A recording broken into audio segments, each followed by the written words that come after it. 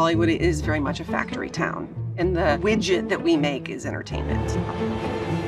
Across the board, everyone is creative, from the directors to the writers to craft service. Everyone has a talent.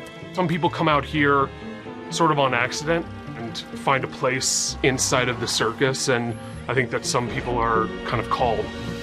Pilot season, upfronts, awards campaigns. Hollywood moves in cycles. But now, the cycles have slowed a lot. It's a reset, and no one knows where the new baseline is. If you spoke to the average worker in Hollywood, you'd hear existential dread.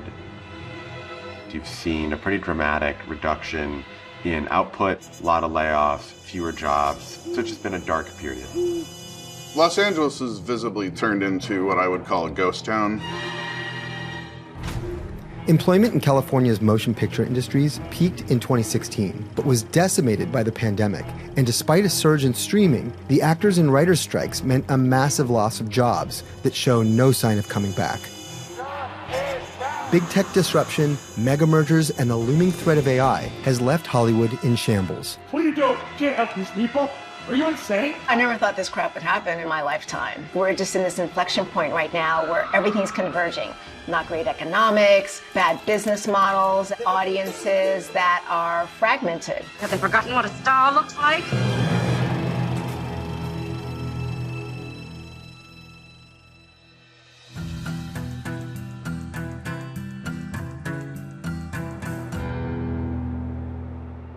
I was just at a meeting on one of the lots, and to not be dodging around forklifts, it's astounding the lack of production that's going on right now in Los Angeles.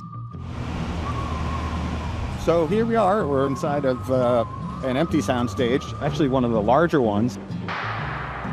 As you can see, production has left California. The numbers tell the story. Have a look at total LA shoot days for 2024. Now look at 2025, it's down over 16%. Compare this to 2016, when shoot days were at their recent peak. Some of it has gone to other states, but the majority of it has gone outside of the US to places like the UK, London, places like Australia, New Zealand, and other countries with more aggressive tax incentives.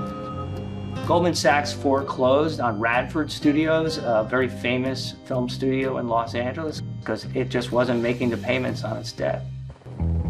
This is the story across the industry, and ultimately, the buck stops at the box office. The movie business is really in a long-term stagnation, at least in terms of cinemas.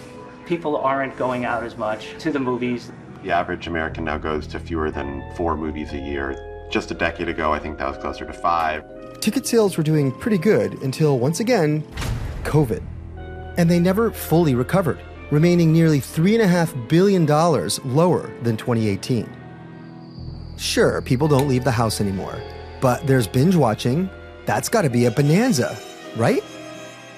This was an industry that had a decade-long boom fueled by the arrival of streaming and the growth of new streaming services, Netflix, Hulu, and Amazon, followed by Disney and Paramount Plus and HBO Max. The idea then was like, let's spend as much money as possible on movies and TV shows so we can get as many customers and win this streaming battle. That came to a crashing halt in 2022. Everyone was losing billions of dollars, and then in 2023 you saw the strikes by actors and writers. And that was really a turning point because the studios figured out they could get by with a whole lot less. So they cut staff, they cut their spending on movies and TV shows. You're in bad shape.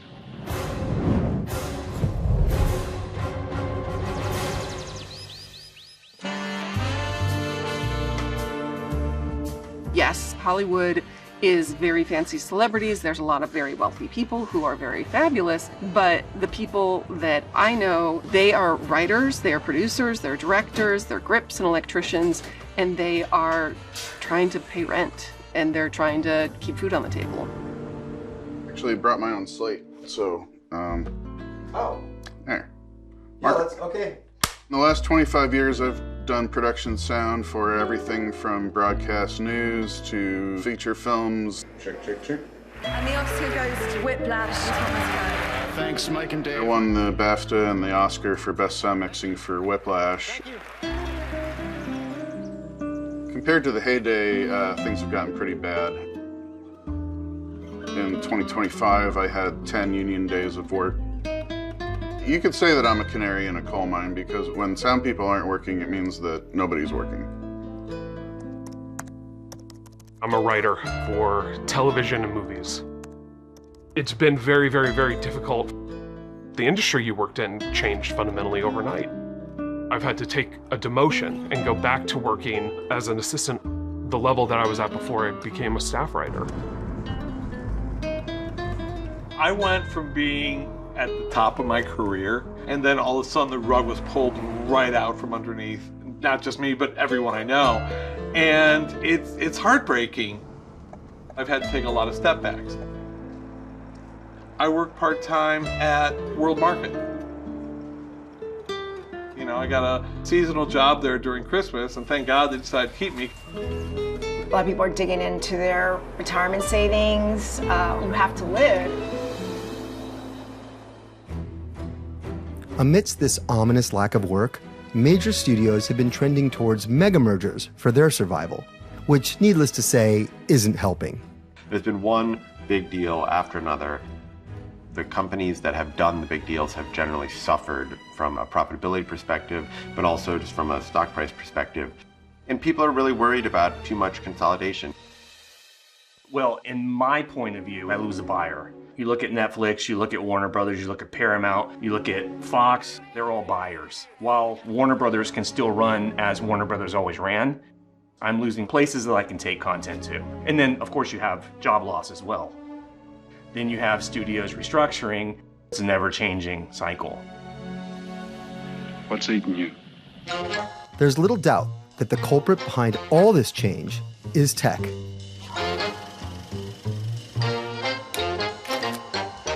You have a camera in your pocket with a phone. All this editing software is cheaper than it used to be.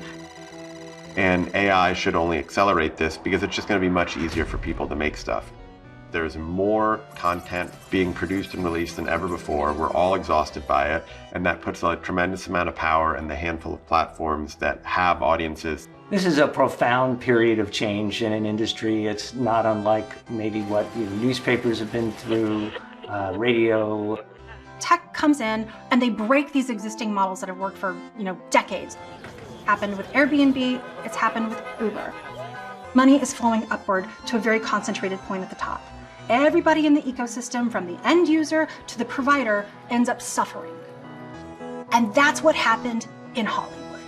You're under the age of 18 years old. The majority of what you watch is on TikTok and YouTube. YouTube owns over 13% of connected TV audience, which has grown year over year significantly. Let's have a closer look at the data. Here's Nielsen's numbers for how much TV time YouTube has been grabbing from the streamers between 2022 and 2025. Movies are no longer the center of Western culture the way that they once were. I think that that's pretty evident and apparent in a lot of consumer behavior. The days of the A-list star system that carried the box office isn't tracking anymore. There's no longer like the gatekeepers of Hollywood. That's the beauty of the technology that we're in right now, is like it kind of opened the aperture to allow anyone to create. Because some of those storytellers are so good, they're getting a lot of attention on YouTube. The good thing is you can publish anything you want. The bad thing is you're not being compensated for it. It is a massive grind in order to monetize that. For every Mr. Beast that's out there really crushing it, there's a million other creators that are never being seen. It's very lean in terms of how all these creators are actually getting stuff done. He said, hey, stop playing hero. Nurse, she's not even on staff here. One camera operator, one editor, maybe a production manager. There's no like sound person, there's no crew. And I think it's been a hard transition. And even these scaled down productions could go the way of the dodo. AI's ever-evolving image creation is poised to remove the need for sets, cameras, crews, even writers and actors. Very There is no way but forth. I know a few managers that are driving Uber. I've been struggling with a plan, to be honest. Do I feel like this is the end of my career as an editor? I don't know. There is some light at the end of the tunnel, and that is content remains king. Even though big franchises still dominate worldwide revenue, smaller budget films are hitting a sweet spot and finding big audiences. The heart of the business will always be storytelling. So it's a struggle for the people who depend on these big budget movies, but really an opportunity for people who are creative and get creative about the tools they use. I believe that independent film is the beating heart of Hollywood. People are creating and they're making things, and there's movement. I am getting more business inquiries than I can keep up with right now. And to me, that indicates that people have a fire inside of them. They're not willing to let the business die. The shift isn't theoretical. Companies like A24, valued at $3.5 billion, have demonstrated that disciplined budgets and bold storytelling can outperform the old studio playbook, turning indie films into box office wins and cultural touchstones. But studios are still doubling down on brand safety. In 2024, the top 10 highest grossing films were all franchises. 2025 saw even more expansion into pre-existing IP.